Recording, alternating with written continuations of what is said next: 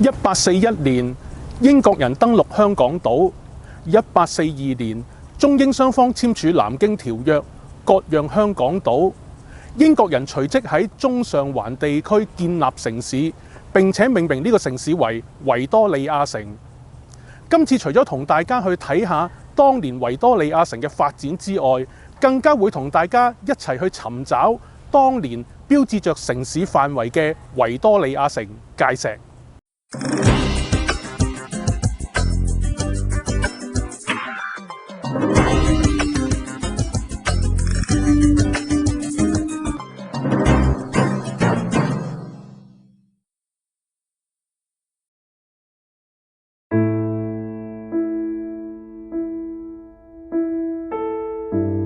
由於當時中英之間嘅經濟活動頻繁，英國一方面想保持同中國嘅經貿關係，而另一方面又想喺戰略上取主導角色，所以計劃喺一個接近中國嘅位置建立一個貿易同埋戰略基地。香港亦都因此成為英國喺遠東地區面向中國嘅一個殖民地。英國原來嘅計劃並唔係想佔領香港，而係位於華東外海嘅舟山群島，但係由於遇到島上居民強烈反抗，最後英國人放棄舟山而取義香港。香港島原來就係一個地脊山多、水源缺乏嘅小漁村。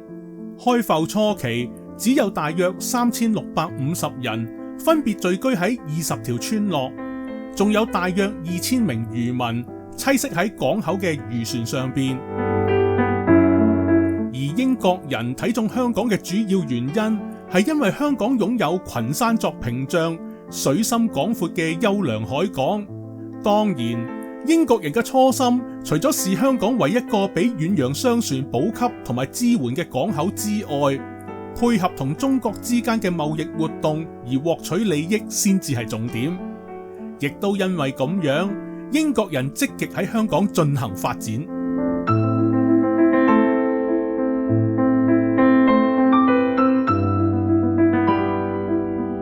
1841年11月，香港政府將亞賓利渠同埋紀利那利渠之間嘅山坡劃為政府專用，並定名為政府山。後嚟嘅輔政司署、督憲府、亞賓利政府宿舍以及聖約翰座堂都興建喺呢個山坡之上，而政府山以東伸延至到灣仔嘅一大片土地，卻被軍部圈作興建美利兵房、威靈頓兵房同埋域多利兵房，成為軍事用地。呢個決定對於港島北岸嘅城市規劃影響深遠。此後，商業同埋住宅區只能循政府山以西、兵房以東嘅地區拓展。百多年嚟，英軍軍營橫亘喺港島北岸嘅心臟地帶，將中環同埋灣仔分隔起嚟。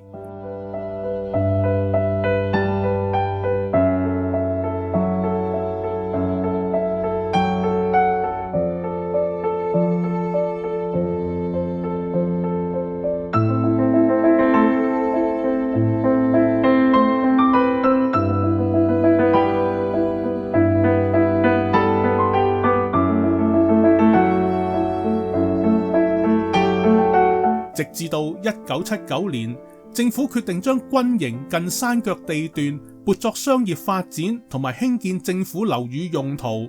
即係今日嘅太古廣場、金鐘道政府合署同埋高等法院。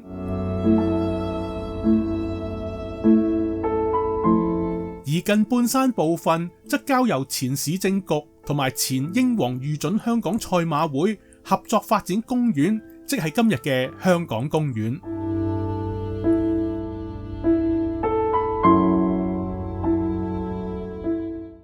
1850年代，華南爆發咗一連串嘅動亂，國內唔少居民舉家逃港避亂，令香港人口急增。港府一方面開發西營盤同埋灣仔石水渠街，而另一方面喺上環海旁一帶同埋春園以東嘅鵝頸地區填海。填海工程係喺第4任港督寶寧任內進行，因此填海後鵝頸區就稱為寶靈城。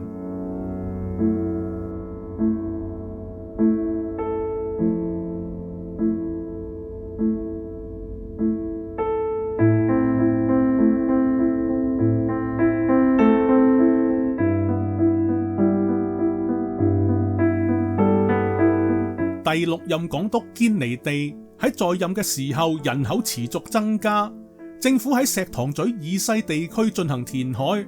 ，10數年間成為咗一個新嘅華人住宅區，亦即係我哋而家認識嘅堅尼地城。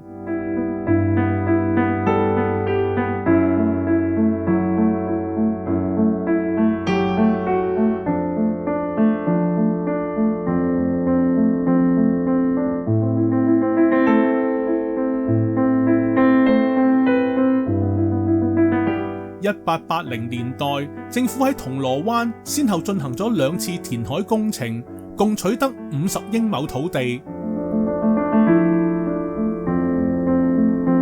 隨住香港經濟日益發展，作為維多利亞城心臟嘅金融中心中環，土地逐漸不敷應用。早喺寶靈年代已經提出喺中區作填海計劃，但因部分洋商強烈反對而胎死腹中。1887年，商人遮打建議喺中區進行填海，以增闢50英畝土地，建議為時任港督德富所接納。新填得嘅土地，即係今日嘅德富道中至到干諾道中一帶地方。喺20世紀初，一座座新大樓聳立喺海旁新填地之上，中區海旁面貌煥然一新。由此可見，香港由開埠初期到20世紀初，維多利亞城嘅範圍因為人口增加而不斷向東西面擴展。喺1903年，香港政府更加將維多利亞城嘅範圍寫入法例裏邊。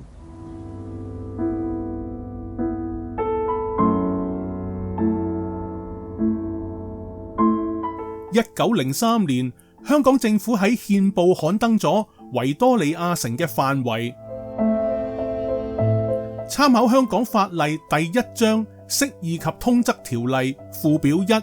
清楚寫上 Boundaries of the City of Victoria， 即係維多利亞城嘅邊界。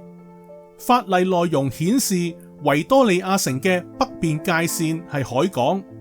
而西面界線由北至南畫一條線，穿過內地段1299號嘅西北角，並由該角向南伸展850英尺。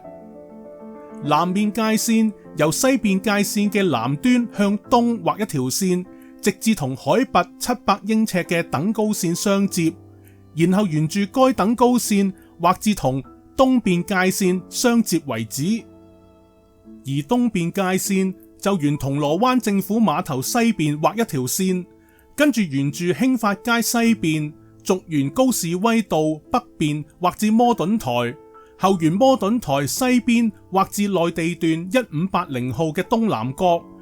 續以直線伸延80英尺，然後沿棉花路北邊，再延至同黃泥涌谷以東嘅黃泥涌道西邊相接，續延至內地段1364號東南角，之後延至同南邊界線相接為止。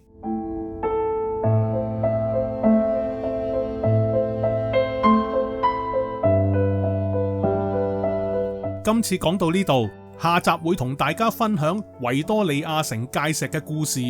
更會帶大家一齊去尋找現存嘅維多利亞城界石，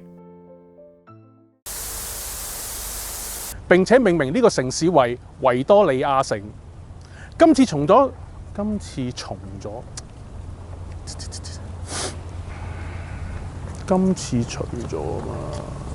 而家嘅城市亦都不止於銅鑼灣，但界石不單止讓我界石